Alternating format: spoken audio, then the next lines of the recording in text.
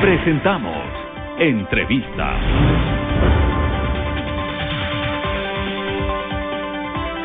Bueno, y algunas medidas adoptadas en el Distrito Metropolitano de Quito han generado reacciones en diferentes sectores, sobre todo en el sector productivo, industrial, empresarial en la capital de la República. Saludamos a Cristian Riofrío, director ejecutivo de la Asociación Ecuatoriana de Industriales de la Madera. Bienvenido, Cristian, gracias por haber aceptado la invitación a este diálogo. Ustedes, a través de un comunicado, de un boletín de prensa, manifiestan que alrededor de 30 gremios se oponen a las medidas dictadas por el alcalde Yunda en la capital de la República. ¿Por qué? Bienvenido, buenos días. Buenos días, muchas gracias por la invitación. Sí, definitivamente lo que usted ha dicho es correcto. Nosotros desde el sector productivo hemos tenido reuniones con las autoridades aquí en Quito justamente para alertar sobre los posibles impactos de las medidas que el municipio en ese entonces anunciaba que iba a tomar o se preveía que iba a tomar.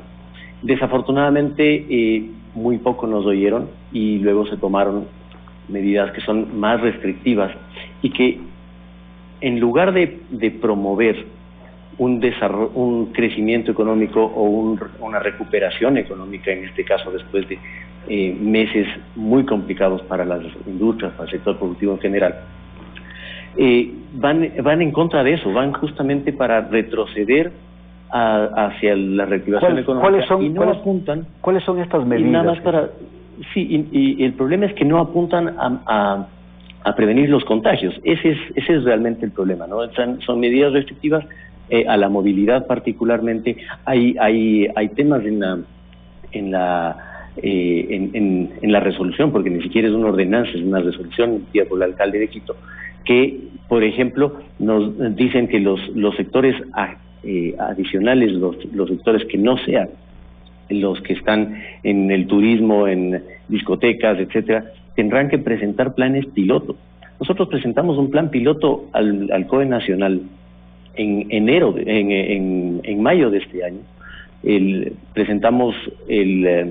Trabajamos en conjunto con el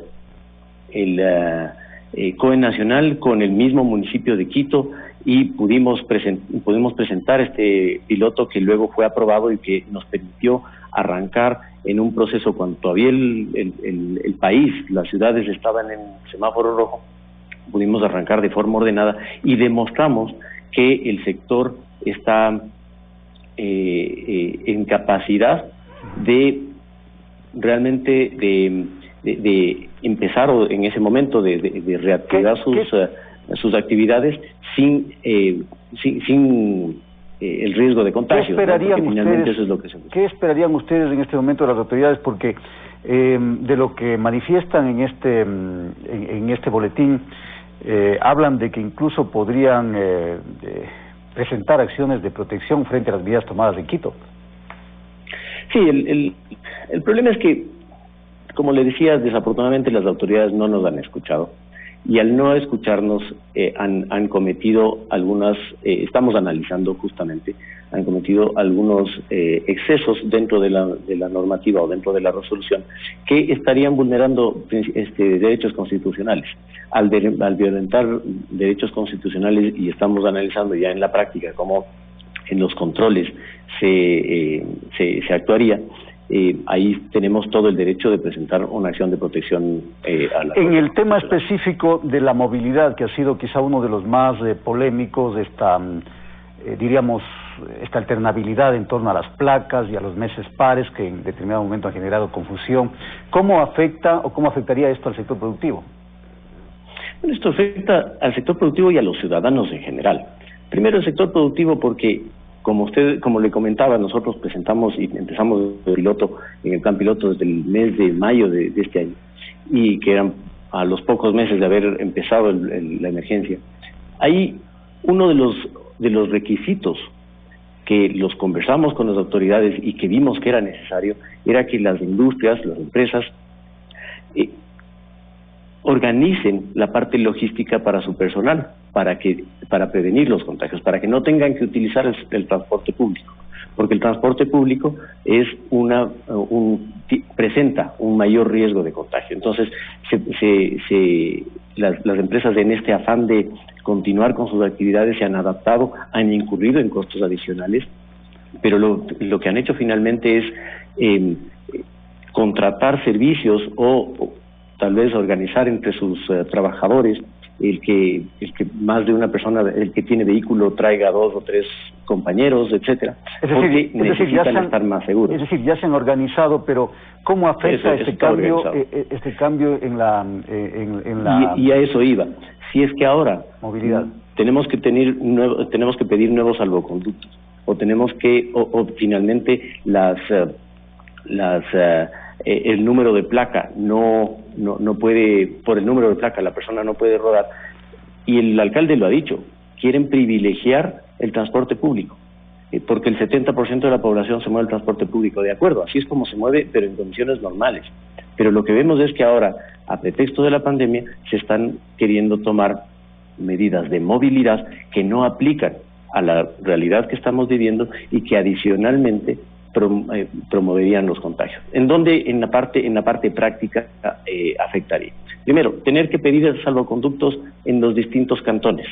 Ustedes en la nota que precedía a esta entrevista mencionaban lo que en el municipio de Cuenca se está discutiendo, y están discutiéndolo a nivel de ordenanza, y esperamos que, y ahí le pedimos a las autoridades del municipio de Cuenca, porque obviamente la industria de la madera está a nivel nacional y en Cuenca hay una importante industria de la madera, sobre todo de mueble, que nos permitan conversar y discutir y dialogar sobre la ordenanza que se está proponiendo. En este caso, el problema es que si es que un cantón toma unas decisiones y otro cantón toma decisiones diferentes, no permite la movilidad. Ayer el día domingo, ponía un ejemplo el coronel Zapata sobre una persona que tenga que desplazarse desde Quito a Guayaquil o desde Cuenca a Guayaquil. Imagínese usted cómo pasaría para la audiencia de Cuenca. Si es que Gualaceo tiene unas medidas, tiene unos días de la circulación de los vehículos con placas pares, y el cantón de Cuenca tiene otras. Las personas entre Gualaceo y Cuenca no se podrían mover, y lo mismo pasa en el caso de Azogues, por ejemplo. Van a tener inconvenientes. Bueno, eso sucede también aquí en Pichincha. Por ejemplo, Pedro Vicente Maldonado decidió que no va a haber restricción en la movilidad, restricción de placas absolutamente. Entonces, ¿qué va a pasar cuando hablemos del mismo tema de la madera? Cuando un camión cargado de madera quiera salir desde Pedro Vicente Maldonado, lo va a hacer libremente, pero al querer entrar a Quito va a tener dificultades. No obstante, lo que han dicho las autoridades es que para los sectores productivos, para los sectores de primera línea, se van a mantener estos salvoconductos y esta posibilidad de moverse libremente. ¿Esto de alguna manera no da un alivio a la preocupación que tienen ustedes? Bueno, nos da un alivio temporal, y desafortunadamente tiene ese carácter solamente de temporal. ¿Por qué? Porque el sistema de salvoconductos, mejor dicho, los salvoconductos están en este momento vigentes y estarían vigentes hasta finales de este mes. Hasta el 31 de octubre, han dicho las autoridades, tanto del COE nacional como del municipio de Quito.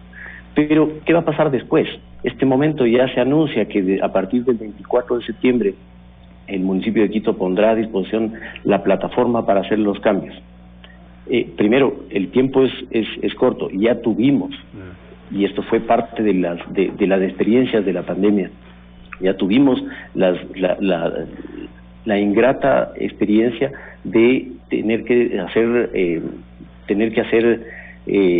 una serie de salvoconductos, tener que destinar una persona específicamente para sacar los salvoconductos. Fue complicado. Correcto. Entonces, ¿qué es lo que va a pasar? Nos va a tocar repetir ese problema.